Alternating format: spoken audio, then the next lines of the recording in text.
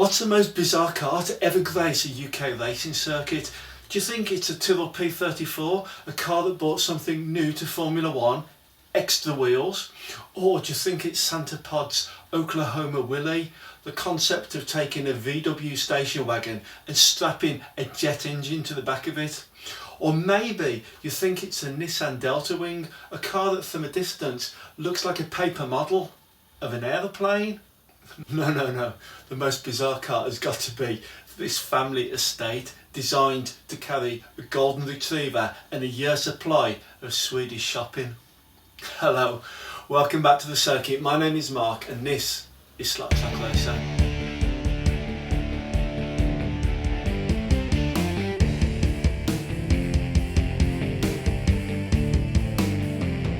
Back in January, Scalextric announced the Volvo 850 as part of its 2025 model range, and ever since enthusiasts like me have had that car on their pre-order list. Well, earlier this week the cars started hitting doormats. Yeah, the boxes are arriving. I got mine just a few days ago and I haven't actually opened it yet. I'm really excited to get it out of the box and get it on the track and see what it performs like. But how did this stalwart of the caravan holiday end up as a 1/32 slot car modelled by Scalextric? Scalextric have really been treating us to unusual cars in the past few years, so breaking away from their normal model of saloon cars or open wheel cars. They've been treating us to a whole host of different formats. I'm thinking about the two Captain Scarlet cars, the Fab One Thunderbird car, we had a New York taxi last year, and I think today's car that I'm going to look at, which is the Volvo 850, falls into this unusual category. I had it on pre-order. In fact, I think it's one of the most pre-ordered cars this year.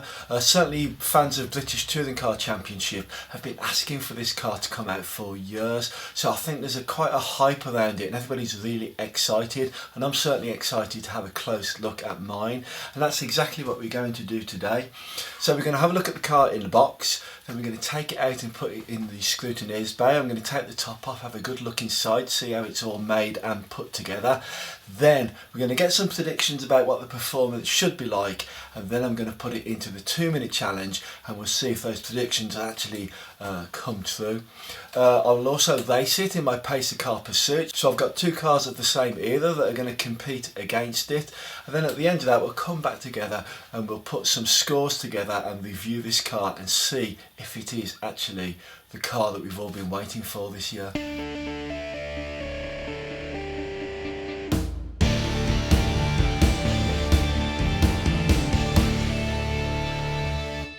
So here's our first look at the Volvo 850 estate in its box, and it is looking rather nice already, isn't it? I'll turn it round straight away and we'll see exactly what version I have. Line that up. So if we look at the information down here in the bottom right, this is C4597, the Volvo 850 estate from the British Touring Car Championship of 1994, as driven by Rickard Rydell. So I'll turn it round again. I just want to talk about the icons on the front of the box. So if you're new to the hobby, these icons will show you exactly what features you can find inside your car. If I go through them one by one, the first one there indicates that it's got easy change guide blades. The next icon indicates that it has a magnet fitted. It has rear lights, front lights. The magnifying glass signifies that this is a highly detailed car. DPR means that this car is digital plug ready, and the last icon there is for the spark plug product, which is a way of controlling your cars with a smartphone or a tablet rather than a traditional wired hand controller. Price wise, I paid £49.99 for this car.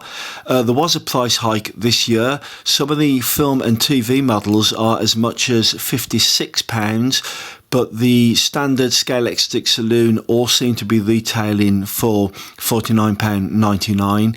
You can get a better deal from some of the resellers. You'll get about 10% off, so you should be able to pick it up for about £44.95. But do be careful that you're not paying postage charges on top of that price.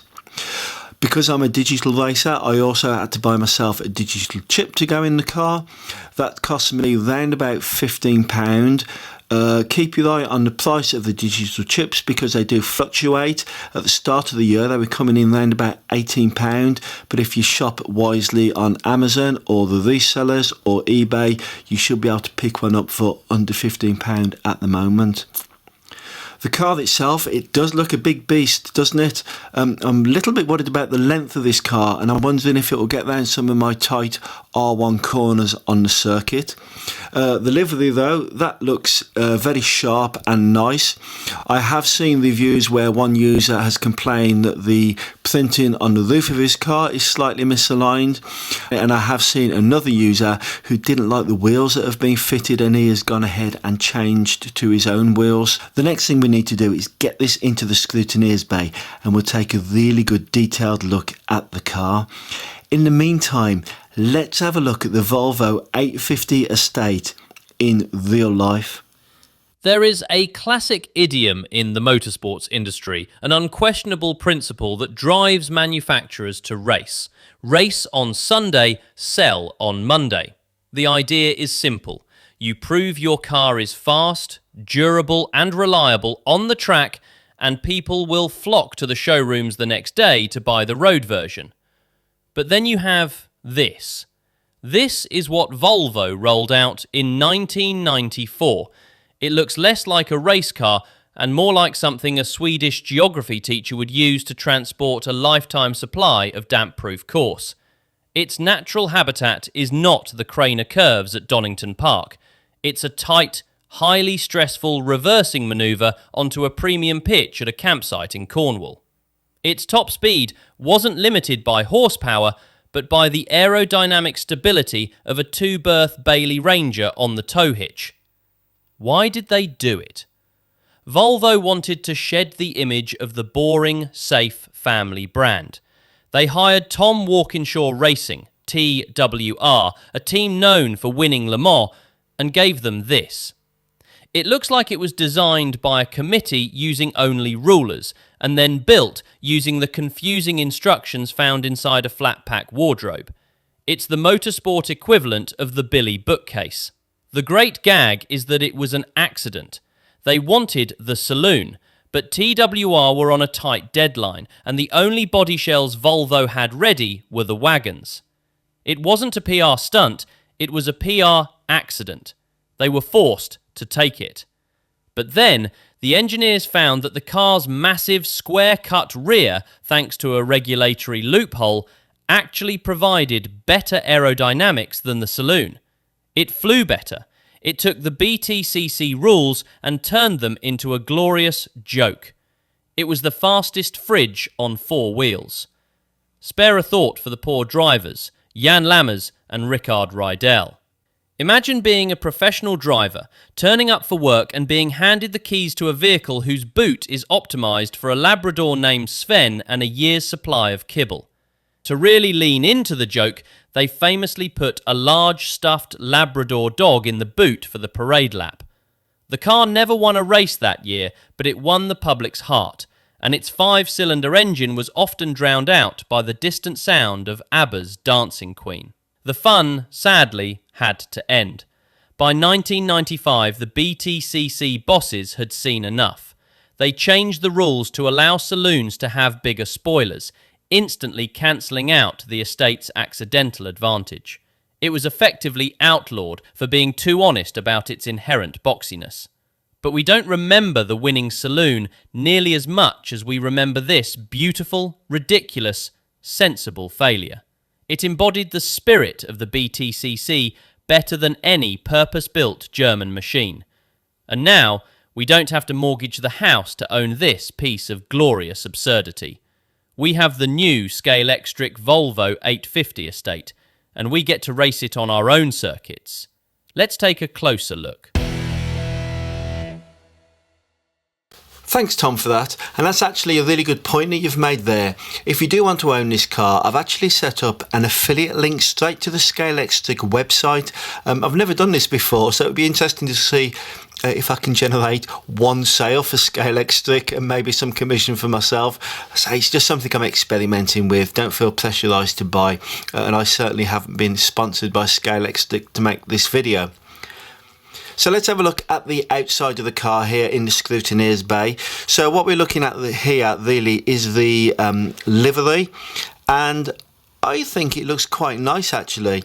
So things that I've heard online: a misaligned roof print. So that refers to this transfer here on the top. So it's difficult for you to see at this angle. I will tip the body up in a moment, but for me that looks absolutely spot on, so no problem with my vehicle. Somebody else said that the front of the car looked like it had been painted in Artex. I assume that they meant that there was bubbles in the varnish. To me, my varnish is nice and smooth and it's a nice finish. Some things that I've looked at on pictures of this car, the real car, was these little Q8 logos for the oil company, and they've actually put those on the front lights just like the real vehicle. Nice Securicore logo there, and some very fine Dunlop logos along the bottom there. When I looked at the car first, I was actually quite surprised at how low the body sat on the wheels. Looking at the real vehicle, this is actually accurate. Again, nice livery here, Securicore logo, there is the TWR Racing logo and the Q8 oil logos and the driver's name Rydell. So that looks all very sharp and fine to me, so I'm not going to complain about anything there. If we look at the final angle here, one thing I haven't mentioned so far is these wing mirrors, which are actually very small and in keeping with the real version of the car. Whether those wing mirrors will survive a collision with the side of my track, I don't know. They do look a little bit fragile, but that's always the trade-off, isn't it, between accuracy and robustness. If we look at the car from the front, the thing to note really is a single windscreen wiper down the front of the glass there. That appears to have been glued to the glass, so it's not a separate part as such. It's not going to separate from the car. We have the Q8 logos on the headlight lens, which I've mentioned. The Volvo grille there looks very accurate and realistic. And of course we've got the number 15 racing number in the Auto Trader logo. The livery, I think they've done a good job of that. So let's separate the body from the shell now and we'll have a look inside. There was 3 screws, 2 at the front and 1 at the back, and the body lifts off quite cleanly. If we look inside the car, so this is where things start to go awry a little bit maybe. So we have the usual jumble of Scalextric wires. Why we can't do any cable management inside a Scalextric car, I don't know. It's the standard S-CAN inline motor with the 9:27 gear ratio teeth. The 2 rear lights are on separate circuit boards there, and the front LED lights are on a single circuit board there. If you're new to this hobby and you race digitally, this is where your chip will end up being fitted. You don't actually have to take the top off to put the chip in, but I just thought it would be interesting for you to see.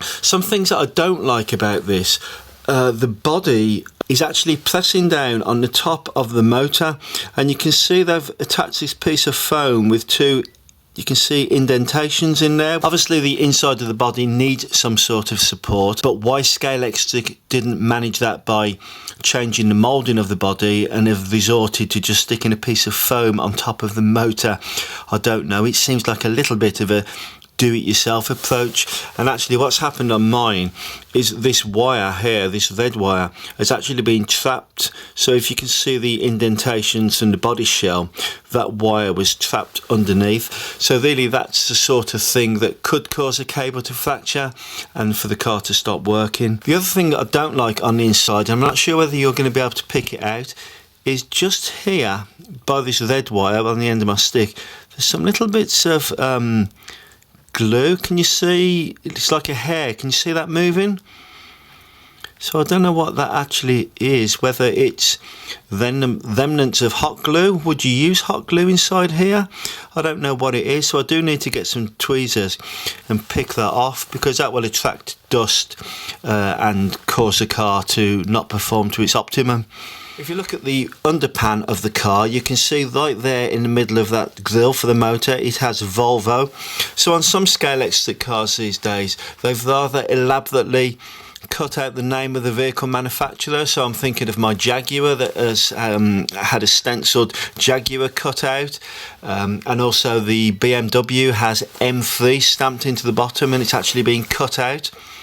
So they haven't done that with this one, but it does actually say Volvo underneath.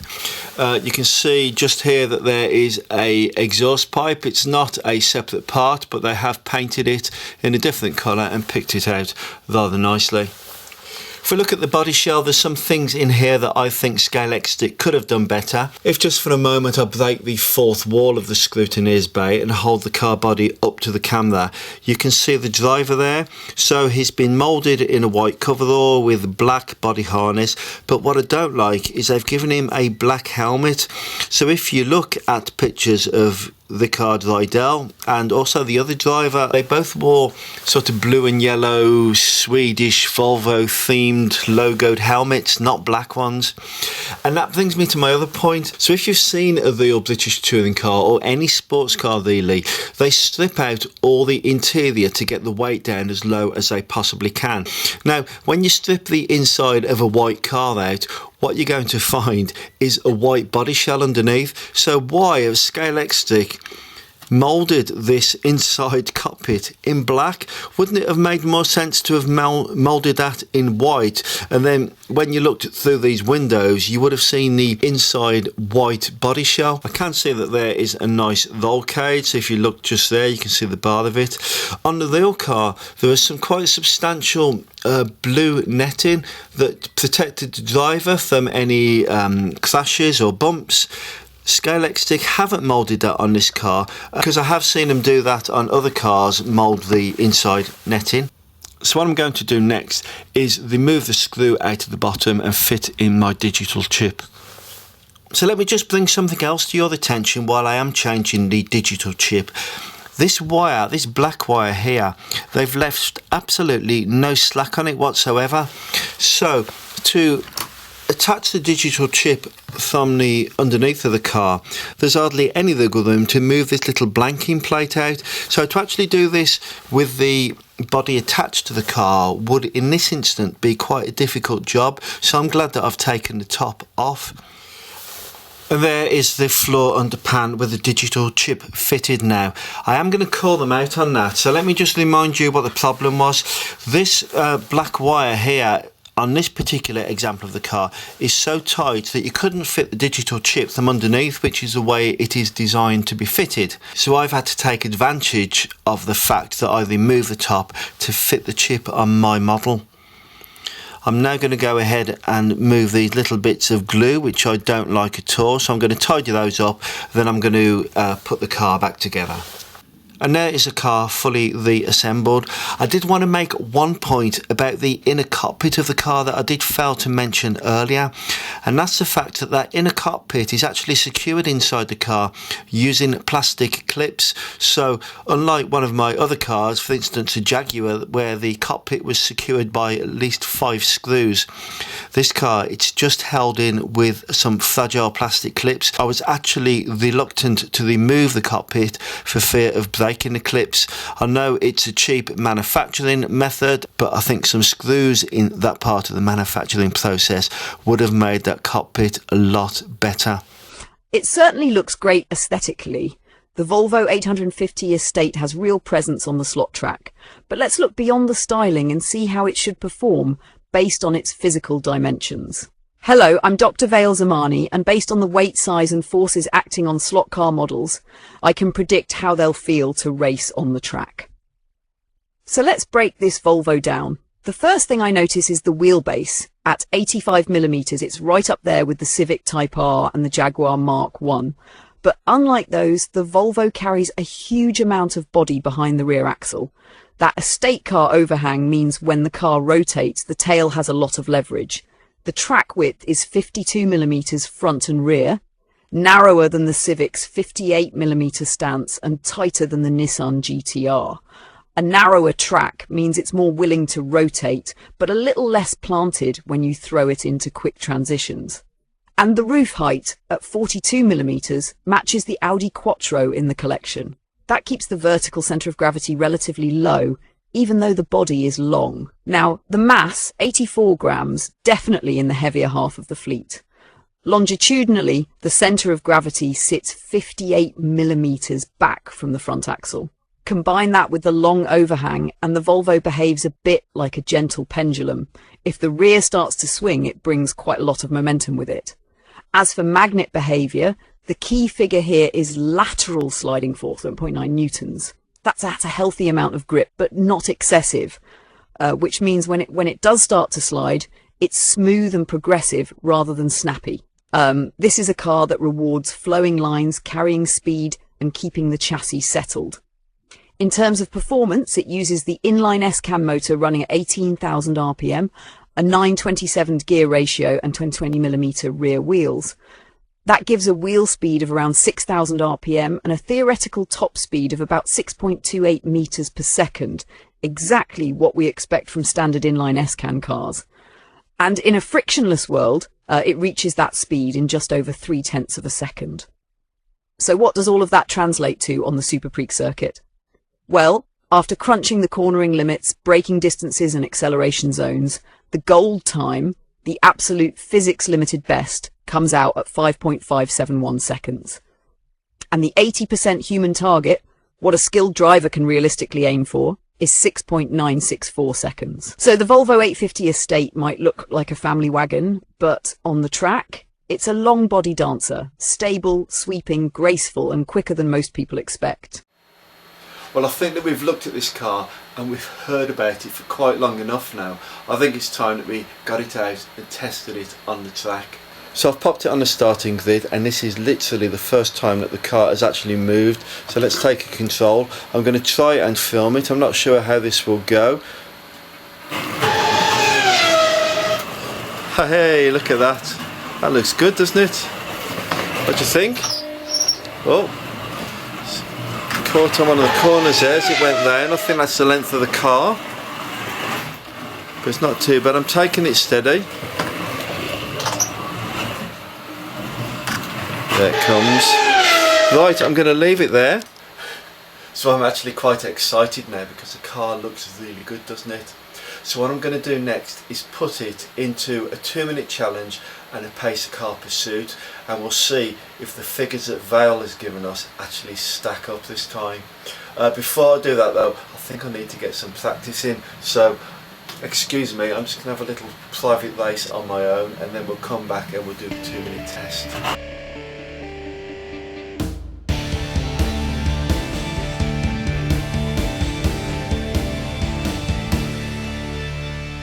Well, all practice is finished, I can do no more. It's time to hand over to Mark Commentary, who's going to take us through the action in the 2-minute challenge. Hello, my name's Mark Commentary and I will be describing the action in today's 2-minute challenge. So this is round 11 with the Volvo 850 Estate. If you remember that Vale has given us a gold time of 5.571. Here's the current leaderboard for the 2-minute challenge, the Honda Civic right at the top there with 5.9 seconds.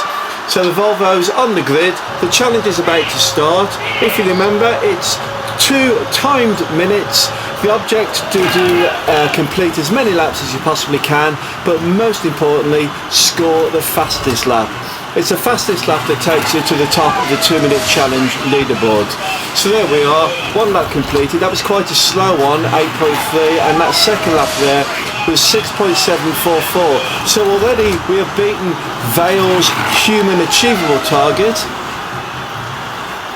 Coming round for lap 4 here, 6.905. So we seem to be landing our lap times in the low 6s here. 5 laps completed, 6.701 seconds for that last lap.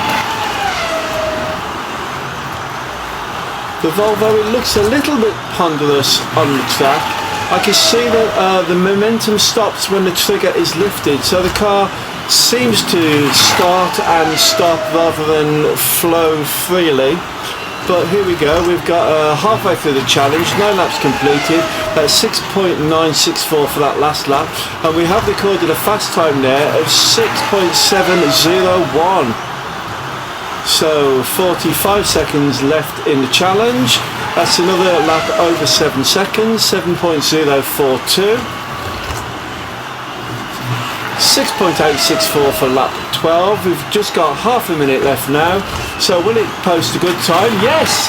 There we go. That's 6.582. That's the fastest time so far on lap 13. Just 20 seconds remaining now in the challenge. It does look nice on the track. It's such an unusual body shape, seeing an estate car going around a racing circuit, just like in real life. So here we are, 8 seconds remaining. How many laps will we finish? Will it manage to get 18 laps in? I don't think so. It's done 17.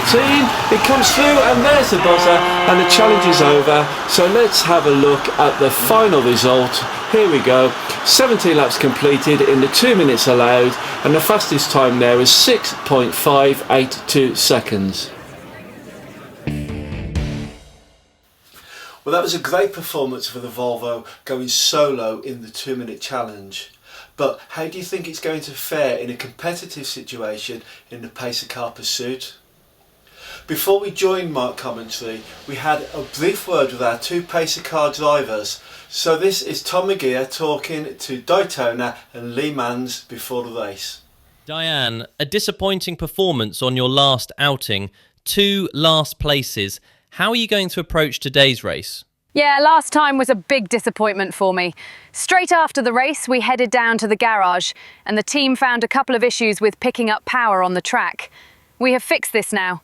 We don't get to race this track much, but I've got some laps in just now, and the car is feeling good again. Lee, you are looking unstoppable at the moment. Are you excited about facing the Volvo today?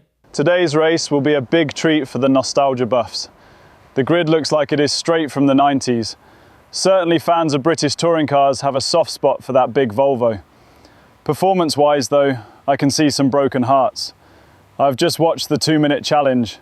The Volvo seems to struggle around Lucas Corner and Halfords, so I think the Mondeo will have the pace to get to the front of the field and beat it. So we're ready now with the cars on the grid for today's pacer car pursuit. My name's Mark Commentary. I'm going to be describing the action. Here's the grid. So in pole position, Daytona in the BMW. On the first row in second position is Lee Mans in the Ford Mondeo, and Mark Rossi in the Volvo 850 going off third position on the grid. So the fanfare has gone. We're waiting for the lights. And it's green lights and we are racing. So Daytona leads round on the first lap, but Lee Mans has gone through there and takes the first lap. So let's see how this race unfolds. It looks like Lee Mans is building quite a commanding lead. The Volvo 850 is stuck behind the BMW at the moment. It has changed laps, but whether it will be able to navigate its way through the traffic remains to be seen. It's still Lee Mans with quite a clear lead. And Daytona's in second position. So there's a bit of a tussle there between the second and third place cars. They're starting to bunch up now. It's still Lee Mans, Daytona in second, and the Volvo 850 in third. And they go across the line in that configuration again, but now Daytona's actually challenging for the lead, and the 6 laps completed. That's lap 7, and it's getting really exciting at the front of the field. In fact, all 3 cars, anybody could take this, but I feel that the Volvo is actually boxed in by traffic, so it seems to be between Lee Mans and Daytona. And we're on the last lap now, and Daytona's leading the traffic through for the last lap. Will she take it on the line? Yes, she does! Daytona takes the win, Lee Mans in second, and the Volvo 850 finishes up in third position. And as you can see there was just 0.6 of a second between second and third, and then a further 0.07 of a second between second and third place. So that was actually a really exciting race.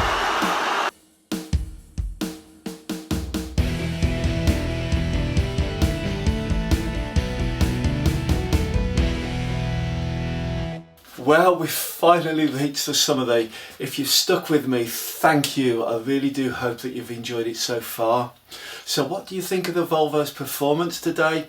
So in that 2-minute challenge, Vale gave me a gold time of 5.5 and a human achievable target of 6.9. Well, I came in at 6.5, so right bang between the two values. So I think Vale's actually getting a lot more accurate. I've got to say she's had a little bit of criticism in the comments after the last episode, but we've had a good hard look at each other and we've sorted out the mathematics, and I think from now on her predictions are going to be absolutely bang on, and I think this was an example where she did actually get it right. Let's talk about the pacer car pursuit then.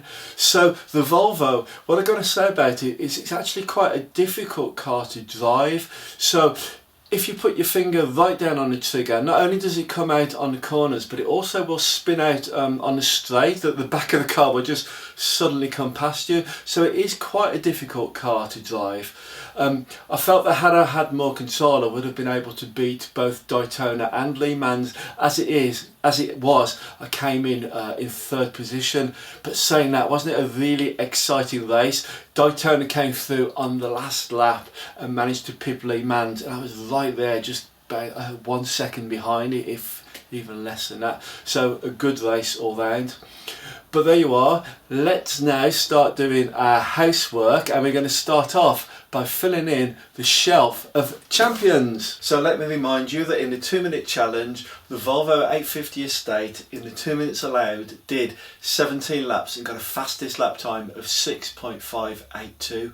But where does that put it on the shelf of champions? Well, I can confirm that it has gone into the top 10, so one of these cars is going to drop out. But where on the shelf will it go?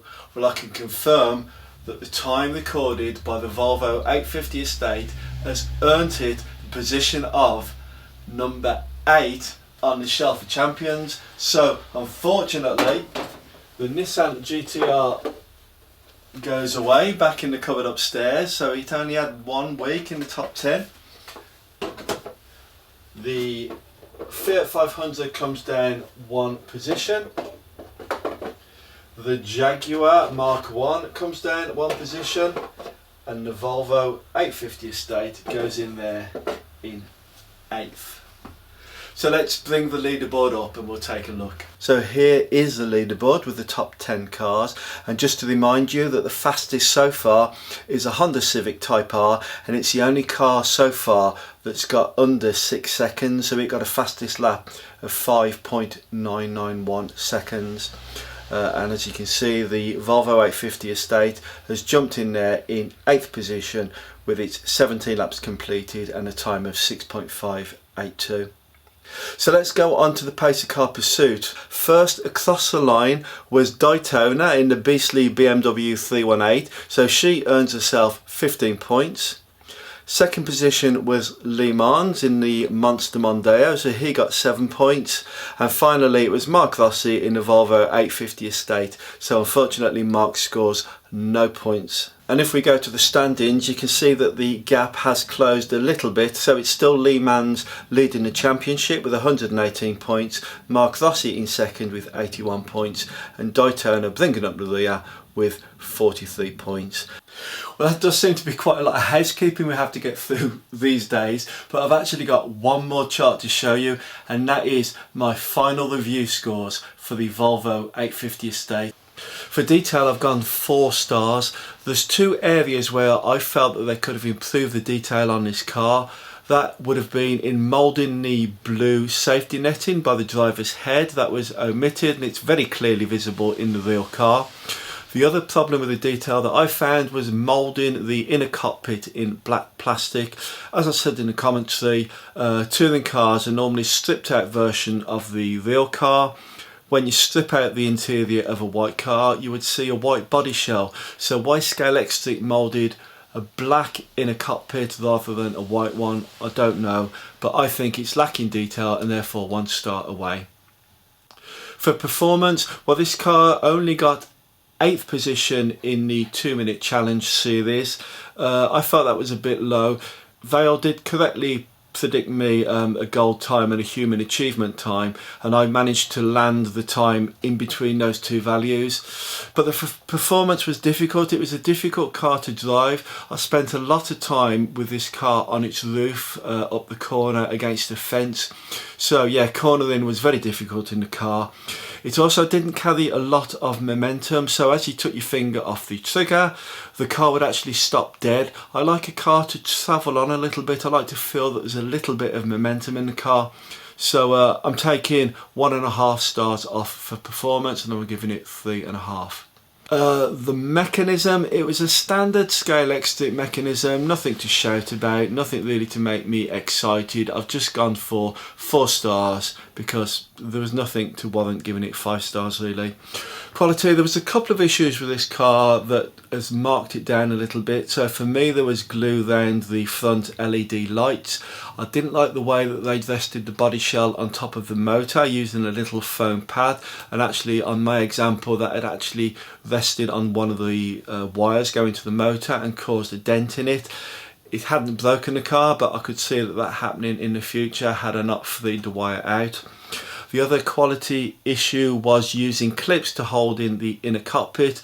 I've seen other cars in the Scalextric range where they've secured the inner cockpit using screws. I'm thinking specifically of the Jaguar. So to use clips in this car, I can see if anybody ever removed the cockpit, those clips would quite easily get broken. Value is a bog standard price really. Most Scalextric saloon cars and touring cars seem to be retailing around about the £49.99 mark. That was where the price point for this car was. I perhaps could have got a better deal by going to resellers, although I might have had to pay postage, or I could have even got a better deal by waiting for the car to turn up in a sale, which is somewhat inevitable but some months down the line. So I've just given standard 4 stars for value. So totting all that up, this car out of 100 points, I've awarded it 78 points. So we're finally at the end of the episode. I do hope that you've enjoyed watching it just as much as I have enjoyed making it. The Volvo 850, I was actually waiting for such a long time for that car to come out on pre-order, and on the whole I'm actually pretty excited by it. I do really like the car, even though it's a bit of a difficult drive. And you know what, as soon as I've finished filming this video, I'm going to take the car off the shelf for Champions and I'm going to do a few more laps on my own in private. So yeah, I do hope that you've enjoyed it. If you have, then please do click on the like button down below. It's really important to me and it helps to build a channel and get it out there. The algorithm doesn't work if you don't like the videos. Subscription, so if it's the first time that you found me today, or if you've been here before and you haven't subscribed, then go on, click on the subscribe button down below, because it doesn't cost you anything and it will give me a big massive ego boost, and it will help me to make more exciting content just like this one was. Comments, so tell me, what did you think of the Volvo 850? Did you like the car? Do you think my review scores were fair? Do you think I could have got a little bit more performance? And what about Vale? Do you think Vale got the predictions accurate this time? Because we did have to have a little word with each other and sort out the mathematics, and as I've said earlier, I do think she's going to get a whole lot better predicting the scores now. Well, the times, not the scores. So there you are. That is finally the proper end of the episode. So I don't think there's anything else to say really, except for one thing, and that's, if I don't see you through next week, I'm definitely going to see you around the circuit. Okay, ta-ra a bit.